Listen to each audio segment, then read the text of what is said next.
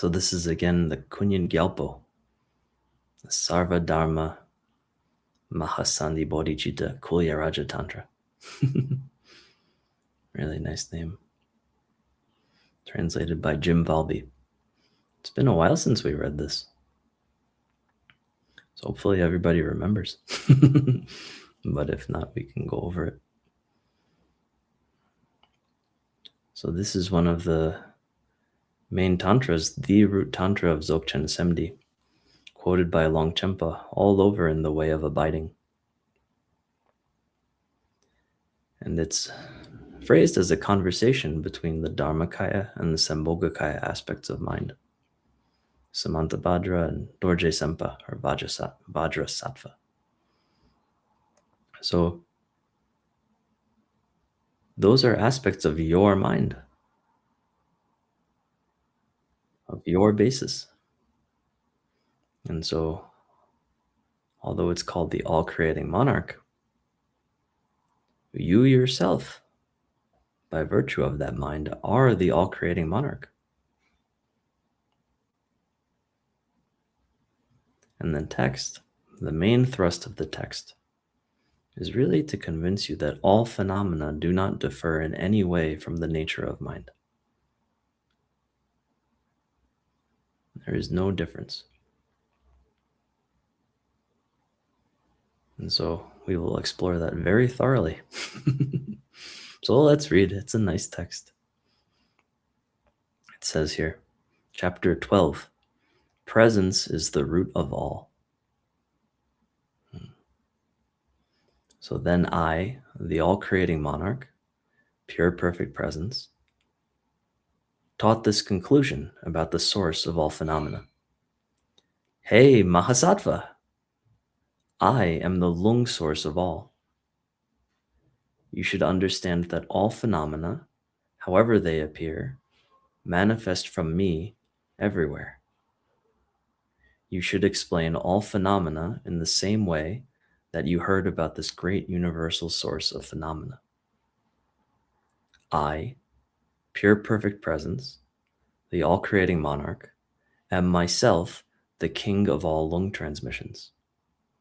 Thus, the three teachers manifest from me, the first Buddha. Lung transmission is a name for the instructions of the teachers.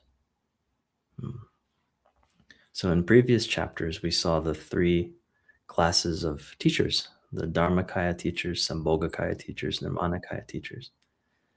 But essentially, all teachings are from the source.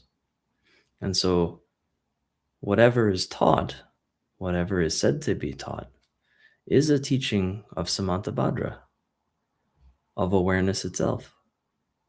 And what is it teaching? It's teaching awareness itself. Who is it teaching awareness to? Awareness itself. So the entirety of the Dharma, therefore, all teachings of the Buddha, all good merit, everything is subsumed in awareness. All samayas are fulfilled. All beings are benefited. All compassion is generated. You see, to the audience, as an introductory text, this is a radical teaching. Really radical. In this group, maybe by now it's very easy to accept for some people. But you see how this all-encompassing monarch taking over all your Buddhism can maybe be scary to people. But here it's different, because here we recognize the nature of mind. We're familiar with it. So it's not a foreign usurper. It's this presence right now, this natural wakefulness. And so it's a gentle, not harmful. So it continues, I am the root of all Upadeshas, which are like to the core pith instruction teachings. So thus I, the all-creator, have never taught to Buddhas of the three times or to sentient beings of the three realms about some real condition other than this presence. So not only does it teach awareness or presence, it doesn't teach anything other than awareness or presence. Of course, right? So I am the universal commentary on all tantras and sutras. The teachers who teach tantras and sutras are manifestations of the essence of me, the all-creator. I am the commentary about both teachers and teachings.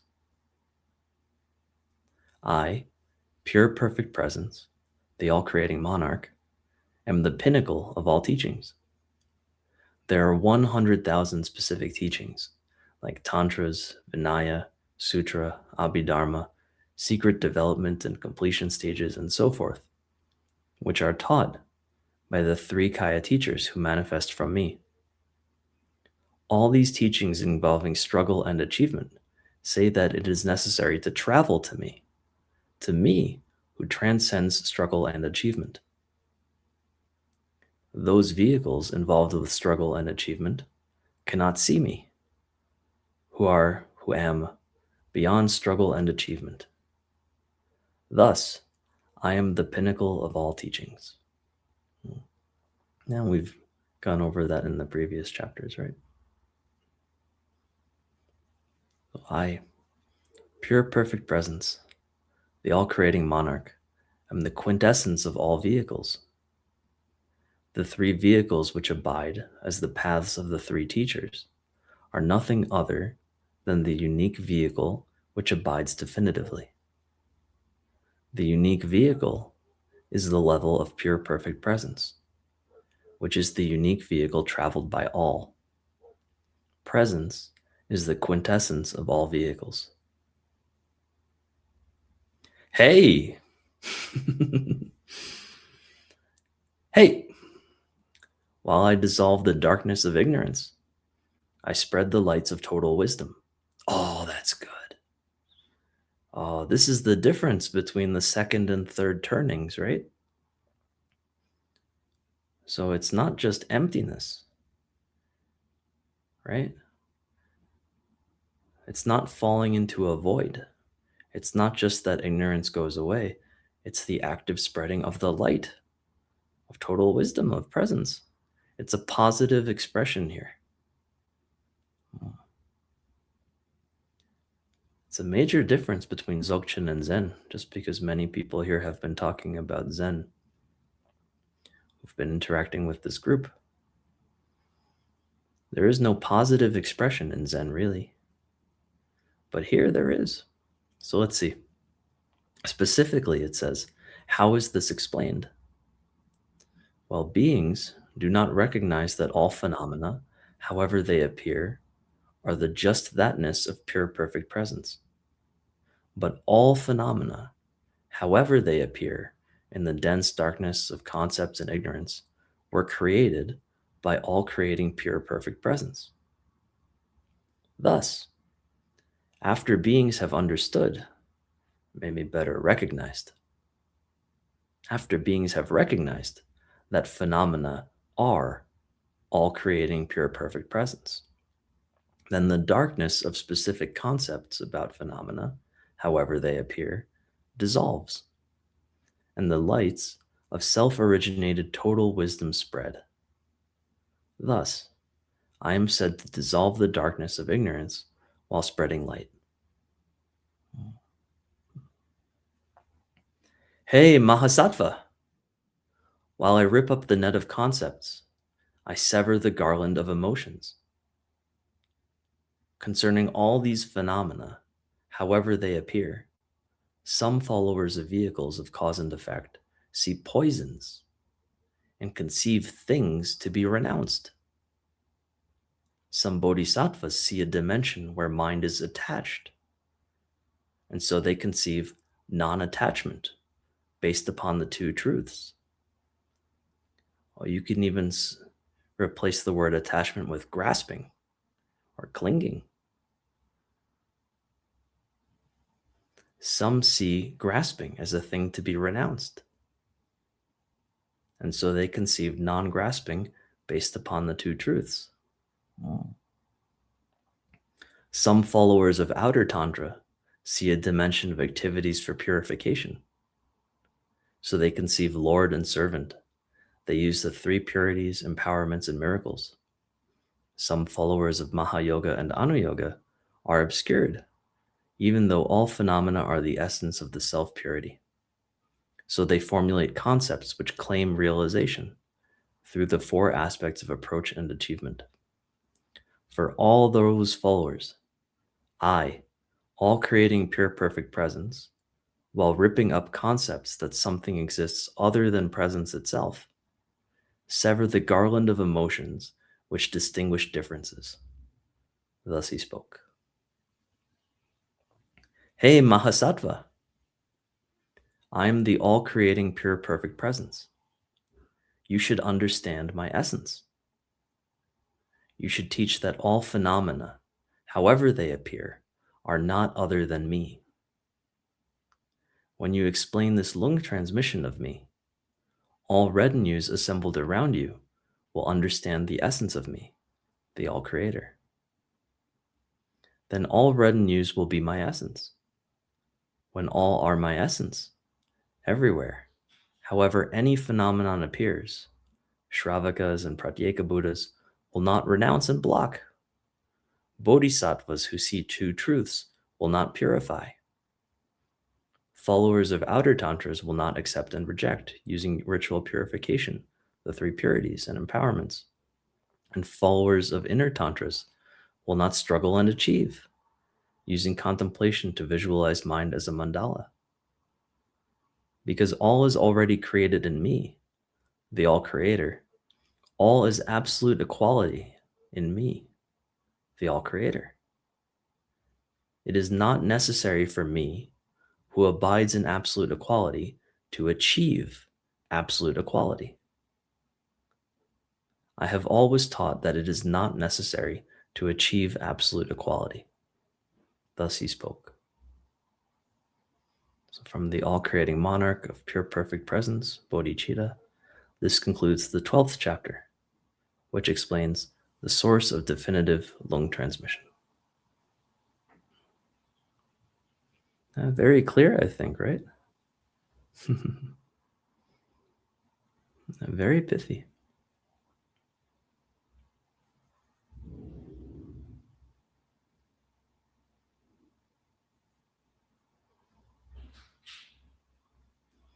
Any comments or questions? Thank you all for staying a little extra.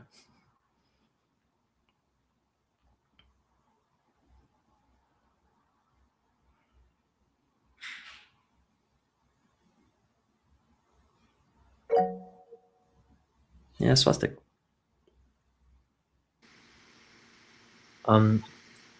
It does sound like like I don't know if you've heard this term, but panpsychism. It's like consciousness is like there's everything is like kind of not the real thing, but like the consciousness is the it's like this kind of consciousness thing, and then that's what's making everything. And then I don't know if it's supposed to be interpreted as kind of like a metaphysical object or um, you know. Mm. Oh, could you please mute the mic just for the static? Okay. Yeah, I think you were asking whether this is like the view of the mind-only school. Was that kind of the question? Um. Um. Well, I don't know what the mind-only school is. Oh, okay. Yeah, yeah. So, yeah. Like I was more thinking like sounds a little like Hinduism or something, or I don't know. There's some like Western philosophers who believe that like consciousness is like the creator of everything, like kind of the underlying metaphysical substrate of everything, and then that like these objects are like just epiphenomena. I mean, forget all the fancy language, but like, yeah, I guess I was wondering like what makes this teaching like particularly, um, in what way can it be integrated in a way that doesn't lead one to kind of accept these kind of non-Buddhist kind of understandings that are not accurate. Yeah, it's a good question.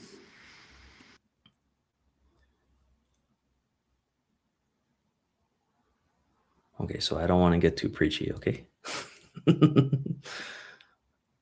So without dictating the view too much. So there are basically two stages. There's the provisional teaching and then a slightly less provisional teaching. The provisional teaching, which is appropriate for this text because this is a Dzogchen Semdi text, there are three classes of teachings. There's Semdi, which is like the mind class, Longdi, which is the expanse class, and then Mengagdi, which is like direct pointing. And this text is Semdi. In Dzogchen Semdi, the operating analogy is like an illusion.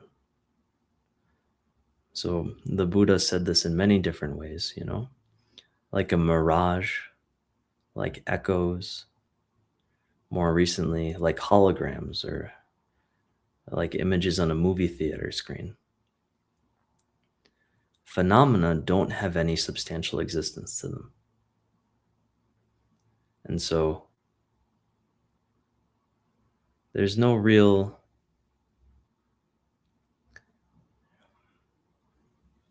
In Dzogchen, there are these four great samayas, which are describing awareness.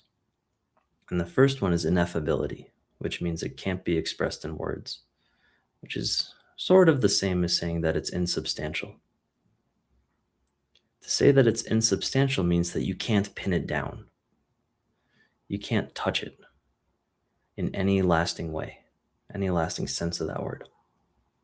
And this is true of all phenomena. So the first view, the view that is usually taught initially, is that it's like an illusion.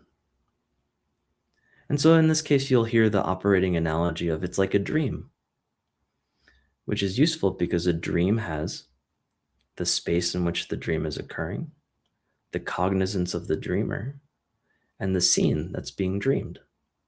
And so the phenomena are like that dream scene that's being dreamed. Pretty accessible, right?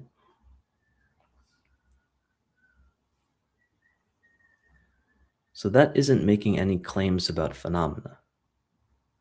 They don't really exist, so they can't have particular characteristics that would be worthy of discussion.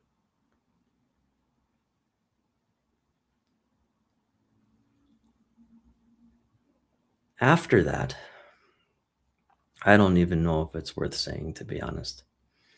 But because phenomena don't distinguish themselves from awareness in any way, and remember, the practice is not analyzing phenomena, it's familiarizing with awareness. But it turns out that awareness and phenomena are the same thing. And so, because of that,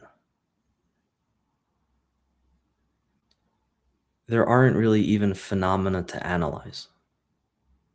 So, there's a famous school that I think expresses the same view as what you were asking about in the question, which is called mind only, which is that there is a meat mind in your head. There are objects outside of your head, but the mind is creating like an internalized hologram. And just very explicitly, that is not what is being said here. There is no external to awareness. So there cannot be a world outside it. There is no mind on the inside, no actor in order to do anything. And there is no projection that exists in any way that could be substantially defined.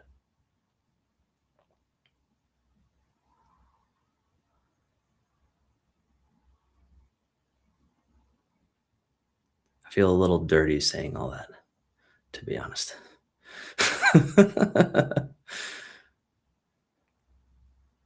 That's the best I can do. It's not worth expressing, you see? It's just from familiarization. You don't want to have ideas about it, unless those ideas help you put down, help you come to a state of rest. If you're worried about something and you get relief, fantastic. But you never want to pick this up and tattoo it on your body that this is the viewpoint that you were taught to have or something like that. So hopefully it makes sense. Or not, I don't know.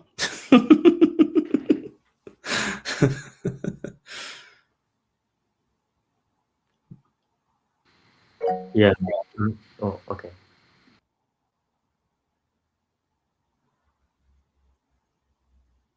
Oh, yeah? All right, Massimo, go ahead. Okay, yeah, I'm sorry, Swastik, if you weren't finished, but anyway, Dorje, you called on me, so,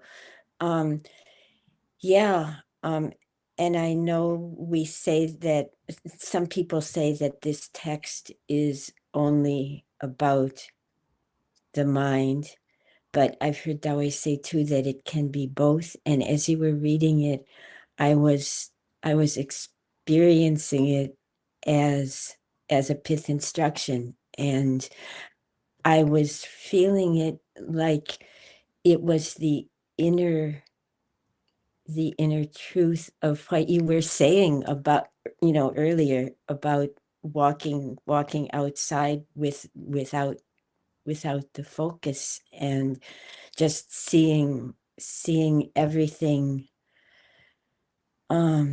Yeah, maybe I can't say any more about that, but yeah. Okay. Oh, that was great. Yeah. Yeah, thanks, Massimo. Yeah, I agree. It's, of course, fifth instructions. They're hidden everywhere, right? You can't get rid of them. Yeah. Yeah, and to say that everything is presence. To me, that was what you were inviting, talking about walking. So yeah.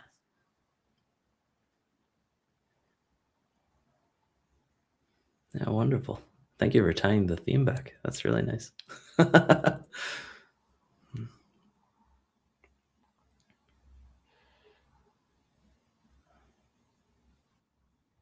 remember the main, I guess, premise of this group is that we're not really changing anything or adding practices or anything like that. We're just bringing awareness to what's already there. That's all that we do for everything. Turns out it really does solve quite a great deal of things if you can trust it. So we build a little bit of trust in little drops. Oh, very good. All right, any final words?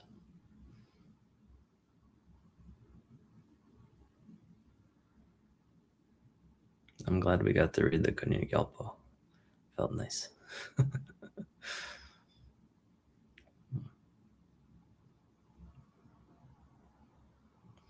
All right, let's dedicate.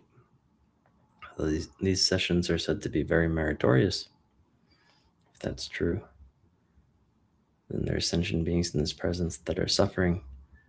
We can dedicate all the merit to them in a moment of silence.